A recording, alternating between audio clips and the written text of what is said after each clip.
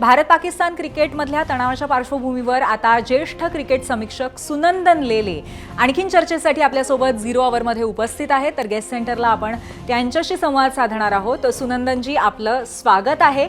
आणि अर्थातच प्रश्न अनेक आहेत. तुम्ही काल दुबईमध्ये स्वतः उपस्थित होतात आणि टीम इंडियाने पाकिस्तानला हरवल्यावरती जे नाट्य घडलं ते तुम्ही प्रत्यक्ष पाहिलेत. काय सांगाल त्याबद्दल?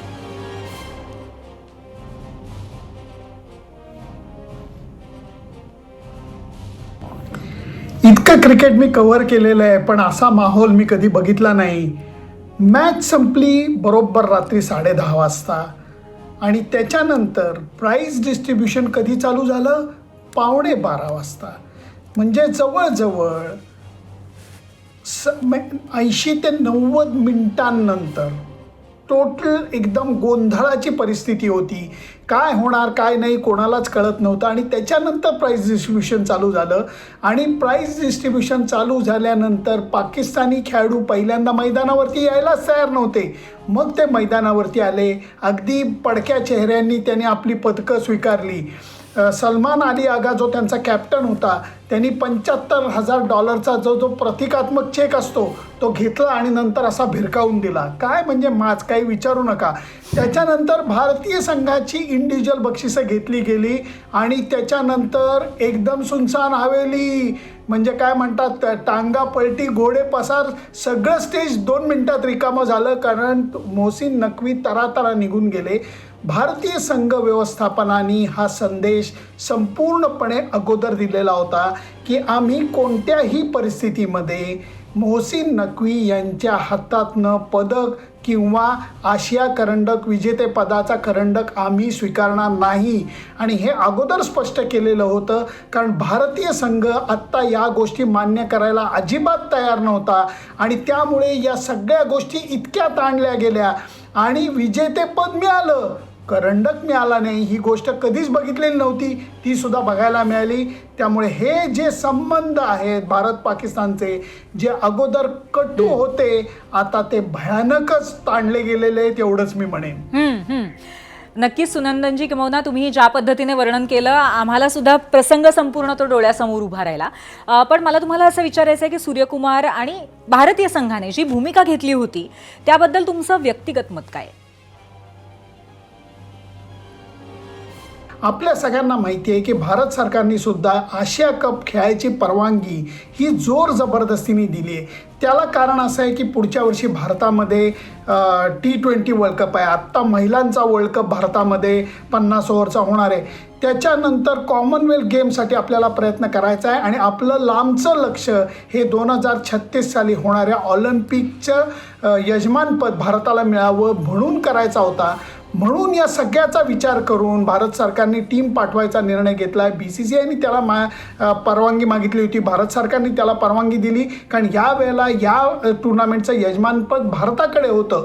त्यामुळे लोक नंतर बोटं दाखवत बसली असती आणि ते नको होतं, म्हणून भारत सरकार आणि BCCIने हा निर्णय घेतला.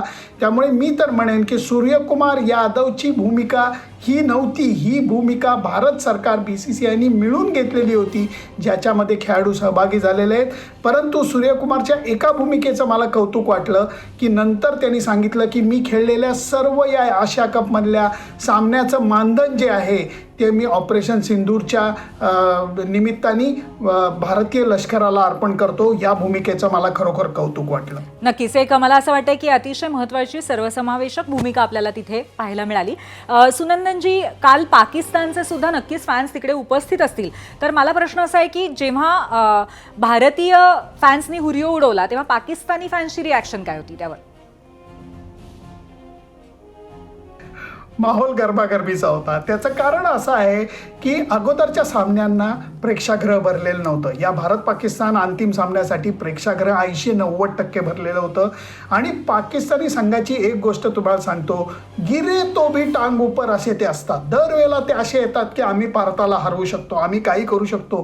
त्या गरम जोशीमध्ये त्यांनी सुरुवातीला जेव्हा त्यांची ओपनिंग पार्टनरशिप चांगली झाली, तो साहेबजादा फरहान चांगला खेळत होता, फखर जमान चांगला खेळत होता, त्यामुळे दंगा केला हो, खूप दंगा केला. भारतीय प्रेक्षक अहो थांबा जरा, जरा थांबा, अजून मॅच चालू आहे असं सांगत होते. आणि त्याच्यानंतर त्यांच्या 9 विकेट या पत्त्याचा बंगला कोलमडून पडावा तशा कोलमडून पडल्या. मग त्यांच्या चेहऱ्यावरती चिंतेची भावना आली. आणि नंतर बॉलिंगमध्ये जेव्हा सुरुवातीला त्यांना यश मिळालं, परत त्यांचा फणा वरती झाला. दंगा करत होते, आरडाओरडी करत होते, बाचाबाची करत होते. आणि त्याच्यानंतर तिलक वर्मानी जो काही फिनिशिंग टच दिलाय, क्या बात आहे. दडपणाखाली अशी खेळी करणं म्हणजे शुद्ध सोनं होतं, शुद्ध सोनं. आणि आत्ता सोन्याचा भाव तुम्हाला काय माहिती आहे. त्यामुळे तिलक वर्माची कालची इनिंग ही शुद्ध सोन्यासारखी होती असं सांगताना मला आनंद होतोय.